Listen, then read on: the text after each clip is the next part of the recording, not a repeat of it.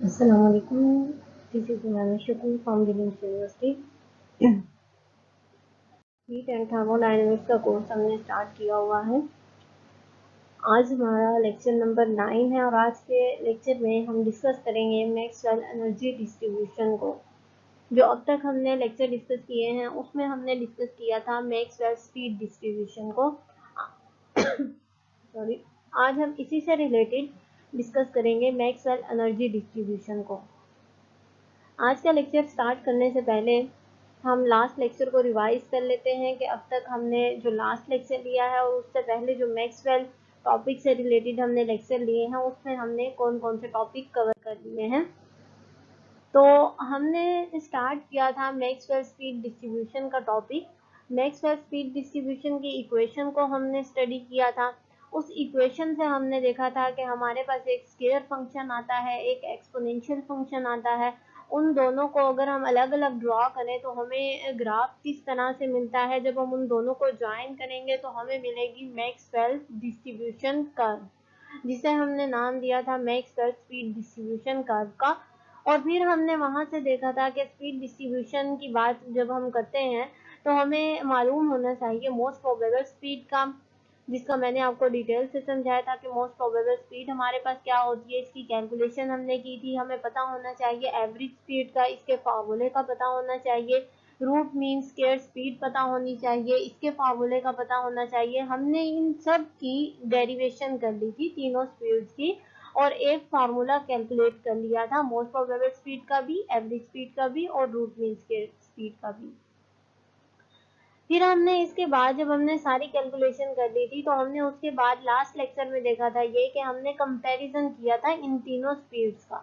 हमने देखा था कि जो फैक्टर कॉमन है हमारे पास उस कॉमन फैक्टर को हमने कैंसिल आउट कर दिया था और बाकी जो फैक्टर हमारे पास बच गए थे उनकी जो वैल्यूज हमारे पास आ रही थी उनसे हमने देखा था कि मोस्ट प्रोबेबल स्पीड हमें क्या वैल्यू देती है, एवरेज स्पीड हमें क्या वैल्यू देती है और रूट मीन स्क्वायर स्पीड हमें क्या वैल्यू देती है। तो इस तरीके से हमने तीनों का कंपैरिजन करके वहां से हमें जो वैल्यू मिली थी उसे हमने शो किया था डिस्ट्रीब्यूशन कर्व के ऊपर। डिस्ट्रीब्यूशन कर्व में जब आपने शो किया था इन तीनों स्पीड्स को तो आपने according to calculated value show किया था कि अगर मेरे पास स्पीड जो है एवरेज स्पीड की वैल्यू ज्यादा है तो मैं उसे कहाँ शो करूंगी, अगर रूट मीन स्क्वायर की वैल्यू ज्यादा है उसे कहाँ शो करना है। इसी तरह हमने मोस्ट प्रोबेबल स्पीड, इन तीनों स्पीड को हमने शो किया था कर्व के ऊपर। फिर हमने इसी से रिलेटेड, इसी टॉपिक से रिलेटेड कुछ प्रॉब्लम्स भी डिस्कस किए थे जिसमें मैंने आपको बताया था कि दो तरीके से हमारे पास प्रॉब्लम आ सकते हैं इस मैक्सवेल स्पीड डिस्ट्रीब्यूशन टॉपिक से। या तो हमें कोई गैस बता दी जाए और टेम्परेचर बता दिया जाए और फिर हमें कैलकुलेट करने के लिए कहा जाए, या हमें जस्ट नंबर ऑफ मॉलिक्यूल्स बता दिए जाए और हमें ये स्पीड कैलकुलेट करने के लिए कहा जाए। तो मैंने दोनों तरीके से आपको समझा दिया था कि हम किस तरीके से अपनी वैल्यूज जो हैं वो कैलकुलेट करेंगे। तो हम आज का अपना टॉपिक स्टार्ट करते हैं। जो हमारा टॉपिक है मैक्सवेल एनर्जी डिस्ट्रीब्यूशन। जिस तरीके से मैक्सवेल ने अपनी इक्वेशन को यूज करते हुए स्पीड डिस्ट्रीब्यूशन दी थी उसी तरीके से मैक्सवेल ने जो अपनी मेजर इक्वेशन थी इसकी, उसी इक्वेशन को यूज करते हुए एनर्जी डिस्ट्रीब्यूशन की भी एक इक्वेशन हमें प्रोवाइड की और फिर उसके लिए भी एक कर्व शो की। जो कर्व जो थी हमारे पास तकरीबन सेम थी उसे हम आज डिस्कस करेंगे। तो अपना टॉपिक हम स्टार्ट करते हैं। Maxwell also find out the energy distribution using the speed distribution equation. अब स्पीड डिस्ट्रीब्यूशन इक्वेशन आपके पास क्या थी वो हमने फाइंड आउट की थी, सॉरी हमने ड्राइव नहीं की थी, इसको हमने ऐसे ही जो इसकी फिजिक्स थी वो डिस्कस की थी और इस इक्वेशन से हमने डिफरेंट स्पीड कैलकुलेट की थी। तो मैक्सवेल स्पीड डिस्ट्रीब्यूशन इक्वेशन हमारे पास क्या थी, इक्वेशन 1 में मैंने मेंशन किया हुआ है कि 1/n dn in terms of v dv 4 pi capital M by 2 pi RT की power 3/2 exponential mv square divided by 2RT, और ये नेगेटिव साइन के साथ है। और यहाँ पर जो फैक्टर आना था वो मैंने नीचे लिखा है v स्क्वायर dv। ये हमारे पास इक्वेशन नंबर 1 आ गई। अब यहाँ से हमने जब ये इक्वेशन मेंशन की थी तो मैंने आपको एक केस समझाया था कि हम कंसीडर करेंगे कि हमारे पास एक गैस कंटेनर है जिसमें जो मॉलिक्यूल्स हैं वो मूव कर रहे हैं, रैंडमली मूव कर रहे हैं। तो हम वही एग्जांपल लेकर चलते हैं कि अगर जो गैस मॉलिक्यूल्स हैं वो काइनेटिक एनर्जी की उनकी जो एनर्जी है वो काइनेटिक एनर्जी है, उससे वो मूव कर रहे हैं, तो हमें पता होना चाहिए कि काइनेटिक एनर्जी हमारे पास हाफ mv² होता है। तो यहाँ देखें मैंने इक्वेशन 2 में मेंशन किया कि अगर if the molecules in the container are moving with some kinetic energy, kinetic energy से वो मूव कर रहे हैं एक जगह से दूसरी जगह, तो काइनेटिक एनर्जी का हमारे पास क्या फॉर्मूला होता है, हाफ mv²। यहाँ पर मैंने कैपिटल M शो किया है क्योंकि ऊपर इक्वेशन में भी मैंने कैपिटल M ही शो किया है, तो उसी के अकॉर्डिंग मैंने यहाँ पर कैपिटल M शो किया है। इस काइनेटिक एनर्जी को मैंने नाम दे दिया E का, मतलब ये भी एनर्जी को ही रिप्रेजेंट कर रहा है, काइनेटिक एनर्जी को। तो अब हम क्या करेंगे, इस इक्वेशन 2 की वैल्यू को पुट कर देते हैं हम इक्वेशन 1 में। कैसे पुट करेंगे, अब यहाँ पर देखें एनर्जी की वैल्यू हाफ mv² आ रही है। इक्वेशन 1 में देखें आपके पास ये वाली जो वैल्यू है हाफ mv² ही बन रही है। mv² डिवाइडेड बाय 2 जो है इसे आप लिख सकते हैं हाफ mv²। इसका मतलब है मैं इस वैल्यू को पुट कर सकती हूँ कैपिटल E के इक्वल इस इक्वेशन 2 के अकॉर्डिंग, क्योंकि ये कैपिटल E के इक्वल है। तो मैंने क्या किया, इक्वेशन 2 को पुट कर दिया इक्वेशन 1 के अंदर, तो मेरे पास इक्वेशन आ गई इक्वेशन नंबर 3। अब ये जो इक्वेशन नंबर 3 है ये बिल्कुल सेम है जैसे हमारे पास पिछली इक्वेशन थी, जस्ट मैंने इसकी जगह पर ये E वाली वैल्यू पुट कर दी है जो हमारे पास पीछे काइनेटिक एनर्जी से आई, और यहाँ मैंने मेंशन भी कर दिया है कि मैंने कौन सी यहाँ पर वैल्यू पुट की है, E को पुट किया है जो किस वैल्यू के इक्वल थी, हाफ mv² के इक्वल थी। अगर इसी इक्वेशन को यूज करें जो हमने काइनेटिक एनर्जी की ये वाली इक्वेशन यूज की है पीछे भी, तो यहाँ पर मेरे पास क्या आ जाएगा, mv² की वैल्यू मुझे मिल जाएगी 2e। ये मेरे पास इक्वेशन नंबर 4 आ गई। इसी इक्वेशन नंबर 4 का अब हम क्या करते हैं, स्क्वायर रूट ले लेते हैं। अब हम ये कैलकुलेशन क्यों कर रहे हैं, हम फाइंड आउट करना चाह रहे हैं इस v² dv की वैल्यू। अगर हमें ये मिल जाएगी तो हम एनर्जी की वैल्यू को इजिली फाइंड आउट कर सकते हैं। तो मैंने क्या किया कि जो इक्वेशन नंबर 4 थी इसमें हमने स्क्वायर रूट ले लिया। अब स्क्वायर रूट जब हम लेंगे तो डेफिनेटली ये आपके पास बन जाएगा स्क्वायर रूट में 2e और mv² भी स्क्वायर रूट में आ जाएगा। इसको हम अलग अलग करके लिखते हैं, mv² मैं इस साइड पर ले गई हूँ, इस साइड पर मैंने अब लिख दिया है, तो v² तो इससे कैंसिल आउट हो जाएगा, m की पावर आ जाएगा हाफ आपके पास और 2e टू पावर 1/2 आ जाएगा। ये इक्वेशन 6 आ गई। अब इसी इक्वेशन 6 का हम क्या करते हैं, डेरिवेटिव ले लेते हैं। जब मैं डेरिवेटिव ले लूंगी इस इक्वेशन का तो मेरे पास क्या आएगा, सॉरी इसी इक्वेशन 6 का हमने डेरिवेटिव नहीं लेना, इस इक्वेशन 4 का डेरिवेटिव लेना है। तो इक्वेशन 4 का डेरिवेटिव मुझे क्या देगा, mv², ये मेरे पास आ जाएगा 2mv/dv, मतलब v के लिहाज से अगर हम लें तो इस तरीके से आ जाएगा 2mv/dv, और यहाँ पर आपके पास आ जाएगा 2de। अब यहाँ पर देखें हमने जो डेरिवेटिव है इक्वेशन नंबर 4 का डेरिवेटिव लिया, जो मेरे पास आ गई इक्वेशन 2mv/dv और इक्वल टू 2de, और ये इक्वेशन नंबर 7 आ गई हमारे पास। यहाँ से अगर मैं डी की वैल्यू फाइंड आउट करूँ तो 2 से कैंसिल आउट हो जाएगा, डिवाइड कर दे इसे या फिर, तो आपके पास डी की वैल्यू आ जाएगी। अब हमने क्या किया कि हमारे पास आ गई थी इक्वेशन नंबर 8 आ गई, 7 भी हमने देख ली। तो अब हम क्या करते हैं कि इक्वेशन 6 को और इक्वेशन 8 को मल्टीप्लाई कर देते हैं। इक्वेशन 6 हमारे पास ये वाली थी, इक्वेशन 8 हमारे पास ये वाली थी। कैसे मल्टीप्लाई करेंगे, लेफ्ट हैंड साइड को लेफ्ट हैंड साइड से मल्टीप्लाई कर दें और राइट हैंड साइड को राइट हैंड साइड से मल्टीप्लाई कर दें। यहाँ पर देखें इक्वेशन नंबर 9 में मैंने मल्टीप्लाई किया हुआ है, m to power half into v, ये वाला फैक्टर मल्टीप्लाई हो रहा है mv/dv के साथ, मतलब इसके साथ मल्टीप्लाई हो रहा है। फिर 2e to power 1/2, 2e to power 1/2 multiply हो रहा है de के साथ, de के साथ। तो ये मेरे पास इक्वेशन नंबर 9 आ गई। इसी इक्वेशन नंबर 9 को मैंने सिंप्लीफाई किया तो मेरे पास आ गया m to power 3/2 v² dv, और यहाँ पर आ जाएगा 2e to power half de।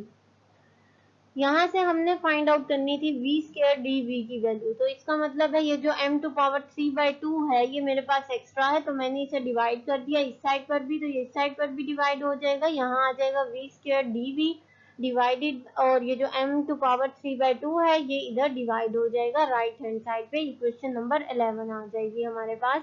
अब इक्वेशन 11 जो है ये हमें वैल्यू प्रोवाइड कर रही है किसकी, जिस फैक्टर की हमें वैल्यू चाहिए थी, वी स्क्वायर डी वी की वैल्यू हमें चाहिए थी। तो यहाँ पर मुझे इक्वेशन 11 में वही वैल्यू मिल गई है। अब मैं क्या करूंगी कि यही जो इक्वेशन 11 मेरे पास आई है इसे मैं पुट कर देती हूँ वापस इक्वेशन 3 में, जो मैंने पीछे मैक्सवेल स्पीड डिस्ट्रीब्यूशन की इक्वेशन ली थी उसमें पुट कर देते हैं हम। जब उसमें पुट करूंगी मैं तो मेरे पास आ जाएगा लेफ्ट हैंड साइड पे जो फैक्टर था, जो फ्रैक्शन ऑफ मॉलिक्यूल्स को रिप्रेजेंट करता है, वो एज इट इज आ जाएगा मेरे पास। और जो राइट हैंड साइड है उसमें ये वाला फैक्टर देखें, ये भी सेम है हमारे पास, ये वाला फैक्टर भी सेम है हमारे पास। यहाँ पर मैंने एक छोटा सा एरो लगाया है जो डाउनवर्ड है, मतलब यहाँ पर जो वैल्यू आनी थी वो मैंने नीचे लिखी है। अब यहाँ पर आपके पास फैक्टर था वी स्क्वायर डी वी का, लेकिन इसकी जो वैल्यू है ये हम कैलकुलेट कर चुके हैं इक्वेशन 11 में। तो इक्वेशन 11 को जब पुट किया तो मेरे पास आ गया 2e to power 1/2 d m to power 3/2, ये वाला फैक्टर जो था ये हमने पुट कर दिया। तो हमारे पास आ गई इक्वेशन नंबर 12। अब यही जो मेरे पास इक्वेशन नंबर 12 है इसे हम सिंप्लीफाई करते हैं। कैसे सिंप्लीफाई करेंगे, यहाँ पर देखिए मेरे पास m टू पावर 3/2 है, यहाँ पर भी m टू पावर 3/2 है, होल में आ रहा है। तो मैं क्या करूंगी, इसे अलग कर देती हूँ और इसे अलग कर देती हूँ। तो मतलब m टू पावर 3/2 अलग हो जाएगा और जो डिनोमिनेटर में पावर है वो अलग हो जाएगी। तो मैंने नेक्स्ट में यही किया कि इनकी जो पावर्स हैं सिंप्लीफाई जब किया इक्वेशन नंबर 12 को, तो यहाँ पर जो पावर्स थी इनकी, यहाँ पर देखें इक्वेशन 13 में m टू पावर 3/2 अलग हो गया, डिनोमिनेटर में जो फैक्टर था वो भी अलग हो गया, और मेरे पास क्या आ गया 2e to power 1/2 divided by capital M की पावर 3/2। ये फैक्टर आ गया मेरे पास इक्वेशन नंबर 13 में। बाकी इक्वेशन जो है हमारे पास वो सेम है, और यहाँ पर हमारे पास DE था जिसे मैंने डिवाइड कर दिया है और इस साइड पे ले आई हूँ। अब ये जो हमारे पास है ये वाला फैक्टर ये बता रहा था फ्रैक्शन ऑफ मॉलिक्यूल्स। जब एनर्जी इधर आ गई तो fraction of molecules of particles having energy E के वो वाले पार्टिकल जो एनर्जी ई रख रहे हैं उनका फ्रैक्शन ये रिप्रेजेंट कर रहा है। तो अब हमने क्या किया कि यहाँ पर हमने जब इसे सिंप्लीफाई कर दिया तो ये m टू पावर 3/2 सेपरेट था, ये कैंसिल आउट हो जाएगा इससे m टू पावर 3/2 से, क्योंकि एक डिनोमिनेटर में था और दूसरा नोमिनेटर में है। और जो बाकी फैक्टर है हमारे पास, जैसे 4 पाई था हमारे पास, 4 पाई जो है ये एज इट इज आ गया, 2 pi r t to power 3/2 भी एज इट इज आ गया, e to power minus e divided by r t ये भी एज इट इज आ गया। और यहाँ पर जो फैक्टर है under root 2 e to power 1/2 था हमारे पास, यहाँ पर था 2e टू पावर 1/2, इसे मैंने लिख दिया है under root 2 e to power 1/2, same ही मतलब है दोनों का। तो यहाँ पर देखें इक्वेशन 14 आ गई मेरे पास। इक्वेशन 14 जो है इसे हम इस तरीके से भी लिख सकते हैं, बाकी फैक्टर सेम रहेगा, जस्ट ये जो हम पावर लेंगे अगर 2 टू पावर 3/2 लें तो हमारे पास फैक्टर आ जाएगा 2√2 का। तो यहाँ पर देखें इक्वेशन नंबर 15 में मैंने क्या किया कि जो हमारे पास था 2 pi r t to power 3/2 ये वाला फैक्टर था हमारे पास, तो मैंने इसे क्या किया 2 टू पावर 3/2 आ जाएगा आपके पास, पाई आर टी टू पावर 3/2। ये वाला जो फैक्टर है ये एज इट इज मैंने मेंशन किया हुआ है इधर। ये वाला जो फैक्टर था इसे जब हमने सॉल्व किया तो इसे हम इस तरीके से लिख सकते हैं, वैल्यू हमारे पास आ जाएगी 2√2। और बाकी जो फैक्टर है ये आप देख सकते हैं एज इट इज ही मैंने पुट किया है। 4 पाई हमारे पास सेम है, e to power minus e by r t भी सेम है, अंडर रूट 2 भी सेम है, e टू पावर 1/2 भी सेम है। जस्ट मैंने जो डिनोमिनेटर में वैल्यू थी उसको अलग अलग कर दिया है, फिर मैंने वैल्यू पुट की है। तो अब आप यहाँ पर देखें कि ये जो 2 है मेरे पास ये इस 4 से कैंसिल आउट हो सकता है, 2 आ जाएगा हमारे पास, 2 पाई बन जाएगा। और ये जो डिनोमिनेटर में अंडर रूट 2 है ये कैंसिल आउट हो सकता है इस अंडर रूट 2 से। तो जब हमने इसको सिंप्लीफाई कर दिया तो मेरे पास आया 2 pi divided by pi r t to power 3/2 e to power minus c by r t और e टू पावर 1/2। इक्वेशन 16 आ गई। अब जो लेफ्ट हैंड साइड पे मेरे पास यहाँ पर जो वैल्यूज चलती आ रही थी, मैंने यहाँ पर नहीं लिखी वो वैल्यू, वो मेरे पास ये वाली वैल्यू थी। ये जो वैल्यू होती है इसको कहा गया कि ये प्रोबेबिलिटी है, P से रिप्रेजेंट किया गया इसे। यहाँ मैंने मेंशन किया है कि P जो है प्रोबेबिलिटी ऑफ द मॉलिक्यूल्स है हैविंग एनर्जी E, उन पार्टिकल्स की ये प्रोबेबिलिटी है जो एनर्जी E की वैल्यू रख रहे हैं। तो इसका मतलब ये हुआ कि ये जो टर्म है, ये जो इक्वेशन है, इक्वेशन 16, ये P के इक्वल है। P is equal to this one आ जाएगा। तो ये जो हमारे पास इक्वेशन आएगी P इज इक्वल टू, ये वही वाली इक्वेशन है जो इक्वेशन 16 में थी हमारे पास। तो ये इक्वेशन कहलाती है equation for the energy distribution, जिसको मैक्सवेल ने दिया कि हम इसकी मदद से एनर्जी डिस्ट्रीब्यूशन को देख सकते हैं। अगेन जब हम इसे भी रिप्रेजेंट करेंगे ग्राफ के ऊपर तो किस तरह की कर्व हमें मिलेगी, ये कर्व मैंने यहाँ पर शो की हुई है। अगेन हमें इसी तरीके की कर्व मिलेगी जो हमने पहले डिस्कस की थी। अब यहाँ पर मैंने दो कर्व रिप्रेजेंट की है, एक टेम्परेचर T1 के लिए है, दूसरी जो है टेम्परेचर T2 के लिए है। यहाँ पर एनर्जी है हॉरिजॉन्टल एक्सिस पर, वर्टिकल एक्सिस पर प्रोबेबिलिटी है मेरे पास। तो ये जो एरिया है इस कर्व के नीचे, ये नंबर ऑफ पार्टिकल को रिप्रेजेंट कर रहा है। अब इसके साथ साथ जब मैक्सवेल ने ये कर्व दी तो उसने इस कर्व के ऊपर एक पॉइंट पर एक्टिवेशन एनर्जी को भी शो किया। ये जो कर्व है हमारे पास, ये अगेन हमें वही चीज रिप्रेजेंट कर रही है जो हमने स्पीड डिस्ट्रीब्यूशन में देखी थी कि ऐसे पार्टिकल जिनकी एनर्जी बहुत ज्यादा है वो पार्टिकल भी कम है, जिनकी एनर्जी बहुत कम है वो पार्टिकल भी कम है, लेकिन जो दरमियानी एनर्जी रखते हैं वो वाले पार्टिकल हमारे पास ज्यादा है, उनका जो फ्रिक्शन है वो ज्यादा है हमारे पास। अब जो हमारे पास मैक्सवेल ने कर दी, उसने एक्टिवेशन एनर्जी को भी यहाँ पर शो किया EA के नाम से।